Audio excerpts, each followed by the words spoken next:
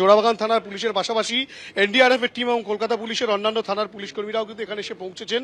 ভোর 4টে নাগাদ কিন্তু পুরনো একটি বিল্ডিং, এই যে টানা বৃষ্টি, সেই টানা বৃষ্টির জেরে আচমকাই ভেঙে পড়ে একাংশ সামনের দিকের, এবং তিনতলা বাড়ির একাংশ ভেঙে পড়ার ফলে স্বাভাবিকভাবেই এখানে যারা বাসিন্দা ছিলেন তাদের মধ্যে একজন 60 একজন মহিলা, তিনি কিন্তু এই তারতলায় চাপা পড়ে যান, যার নাম উর্মিলা সাউ। তিনি চাপা পড়ে যান এবং তাকে উদ্ধার করে যখন মেডিকেল কলেজ হাসপাতালে নিয়ে যাওয়া হয় সেখানে তাকে মৃত বলে ঘোষণা করা হয়। তার ছেলে এবং তার পরিবারের সদস্যরা বলছেন যে দীর্ঘদিন ধরেই বিপজ্জনক অবস্থায় এই বাড়িটি রয়েছে। বারংবার বলা সত্ত্বেও কিন্তু কোনো রকম কোনো ব্যবস্থা গ্রহণ করা হয়নি। অনেক দিন ধরে বলা হচ্ছে মাকান মালিককে, মাকান মালিক শুনছিল না, কোনো গ্যারাজ্য করছিল না।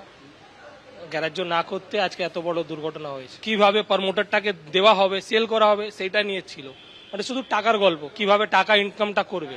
প্রমোটিং এর লক্ষ্য ছিল। হ্যাঁ, প্রমোটিংয়ের লোক যুক্ত ছিল। কলকাতা এটার পুরনো সমস্যা। পুরনো বাড়িগুলো, যে বাড়িগুলো ভেঙে ফেলা উচিত, খালি করা উচিত, করা হয়নি, অবৈধভাবে লোকেরা সেখানে থাকছে। আর এই ভেঙে পড়ার জন্য কি হচ্ছে, তারাও ক্ষতিগ্রস্ত হচ্ছে, আশেপাশের লোকের উপরে, আশেপাশের বাড়ির উপরে এই ধরনের সমস্যা আসছে। সেই জন্য ইমিডিয়েট, বিশেষ করে এই ধরনের বৃষ্টি লাগাতার হলে, প্রত্যেক বছর বৃষ্টিতে একাধিক বাড়ি ভেঙে ফেলে ঘটনা হয়। তো এই বৃষ্টি বাদলা শুরু হলে তো বাড়িগুলো কমপক্ষে খালি করা উচিত, নাহলে দুর্ঘটনা ঘটবেই। এবং যত এই ধরনের বাড়ি চিহ্নিত করে সেখানে লিখে দেওয়া উচিত যেন কেউ না থাকে, এবং যত সম্ভব তাড়াতাড়ি এগুলো ভেঙে ফেলা দরকার।